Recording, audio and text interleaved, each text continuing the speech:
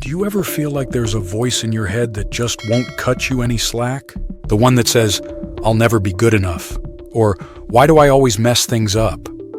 That relentless inner dialogue, constantly judging and criticizing, is what we call the inner critic. It's that part of you that highlights every mistake, downplays your achievements, and sets standards so high they feel impossible to reach. But have you ever stopped to wonder why we're so hard on ourselves? Where does this inner critic come from? And why does it seem to have so much power over our thoughts and emotions? The truth is, while this critical voice might sometimes push us to improve, it often does more harm than good, sapping our confidence, affecting our relationships, and holding us back from the happiness and growth we deserve. In this video, we're diving deep into the world of the inner critic.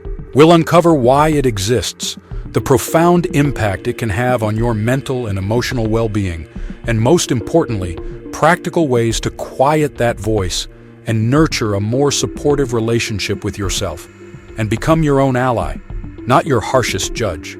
Let's start by defining the inner critic. It's that persistent voice inside your mind that scrutinizes your actions, points out your flaws, and often leaves you doubting your abilities. Think of it as the harshest judge you've ever faced, except it's with you 24/7. The inner critic often shares common characteristics. It's critical, repetitive, and rooted in fear. It tells you things like, "You're not smart enough," or "You'll never succeed," often exaggerating your weaknesses while ignoring your strengths. But how does it develop? The inner critic typically emerges from a mix of early life experiences, societal pressures, and personal insecurities. Negative feedback from parents, teachers, or peers can plant the seeds, and over time these critical voices internalize, becoming your own. The effects of the inner critic go far beyond a bad mood. Emotionally, it can lead to feelings of shame, guilt, and inadequacy. It creates a constant state of self-doubt, making it hard to trust your decisions or celebrate your achievements. Mentally, the inner critic can have a serious impact on your well-being, contributing to anxiety, depression, and low self-esteem. It's like carrying around an invisible weight that slows you down and saps your energy.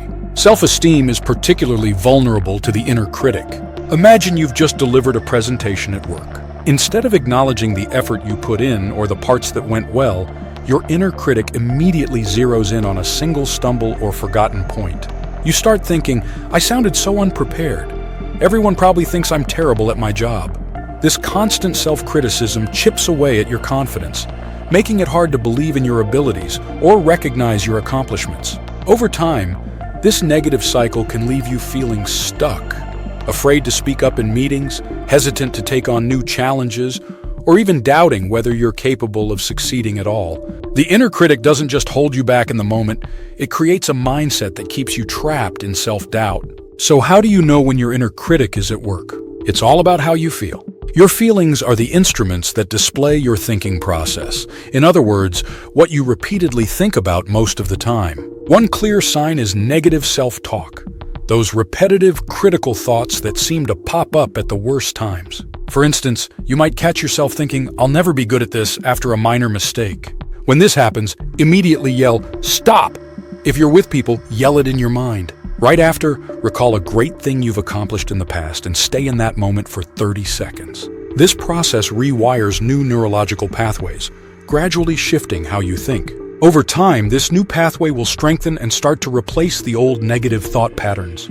Your mind will begin to think positively by default, rather than automatically leaning toward negativity. It's important to understand that your thinking machine can be trained to think differently if you know how. As you continue watching this video, we'll explore some effective tools to help you do just that, so you can leave feeling equipped to take control of your inner dialogue. Personal anecdotes can be a powerful way to identify your inner critic in action. Think about times when you've hesitated to share an idea at work because you convinced yourself it wasn't good enough. Or maybe you've held back from trying something new, paralyzed by the fear of failure. Perhaps you've wanted to dress a certain way but stopped yourself, worried about what others might think. You might dream of starting a YouTube channel but dismiss the idea, thinking, "Who would even care about my story?" With this kind of thinking, how can you ever move forward, right? The first step to overcoming your inner critic is awareness, recognizing the recurring thoughts that hold you back. These are the thoughts that matter, the ones that keep coming back and shaping how you see yourself and your potential. Once you become aware of them, you can begin to challenge and reframe them. Pay attention to patterns of negativity or self-doubt. Writing these thoughts down can help you recognize their frequency and triggers, giving you the clarity needed to address them. Now that you've recognized your inner critic, it's time to take the next step and challenge it. One of the most effective strategies is reframing. When a negative thought arises, ask yourself, is this true? And what evidence do I have to support this? Often you'll find that the inner critic's statements are exaggerated or baseless, looking more like a false allegation from a crazy neighbor. Self-compassion is a powerful antidote to the inner critic. It means treating yourself with the same kindness and understanding you'd show to a close friend. For example, if you catch yourself thinking, I'm such a failure, try reframing it to, I made a mistake, but that's okay. It's part of learning. A practical way to build self-compassion is by reflecting daily on two simple but important questions. What did I do well today? And what can I improve? These are the only questions you need to ask yourself to shift your mindset from self-criticism to constructive growth. By focusing on your strengths and identifying areas for improvement without judgment, you can gradually break free from destructive self-criticism and move toward a healthier, more balanced perspective. Practical exercises like journaling can also help. Write down your inner critic's statements, then rewrite them in a more balanced, constructive way. Over time, this practice can weaken the inner critic's grip and strengthen your self-compassion. As you gather powerful statements, you might want to repeat them, looking at yourself in the mirror. It really does amplify the effect of rebuilding new beliefs. To silence the inner critic, you need to nurture a positive and supportive inner voice. One way to do this is through affirmations. Simple, positive statements that remind you of your worth and abilities. Repeating phrases like, I am capable or I deserve kindness can gradually shift your mindset. Again, write it down and use the mirror. Don't forget that the more you do this, the more effective it gets. This is no different than going to the gym. Mindfulness is another invaluable tool for quieting the inner critic. By staying present and observing your thoughts without judgment, you create space to detach from negativity. Instead of immediately reacting to harsh self-talk, mindfulness gives you the ability to choose a more compassionate and constructive response. Here's a powerful exercise. When faced with a challenge or a critical thought, ask yourself, how would someone I admire respond in this situation? Or try this. If I were at my absolute best, even the best in the world at this, how would I solve this problem? These questions engage your imagination instead of your logical, self-critical mind. In your imagination, anything is possible. When you tap into that part of your brain, you unlock powerful, creative solutions that can reshape your approach and build confidence in your abilities. Make positive self-talk a daily habit. Celebrate your achievements, no matter how small, and remind yourself of your progress. The more you focus on your strengths, the quieter your inner critic becomes. So far we've explored the inner critic, what it is, how it develops, and the impact it has on your emotional and mental well-being. We've also discussed strategies to identify, challenge, and replace negative self-talk with a healthier, more compassionate dialogue. Remember, your inner critic isn't a true reflection of who you are. It's simply a pattern of thought, and like any habit, it can be changed.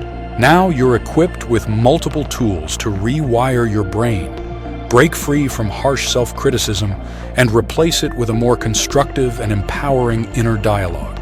By embracing self-acceptance and practicing kindness toward yourself, you can transform not only how you see yourself, but also how you treat yourself.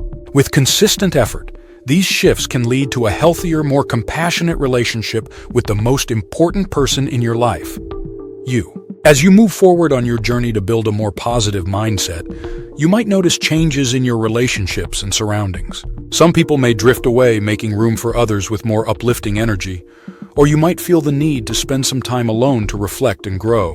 If you've ever wondered about the power of solitude and self-discovery, be sure to check out our next video where we'll explore the hidden strengths of being a loner. You won't want to miss this one. And don't forget to like, subscribe, and stay tuned for more inspiring and transformative content.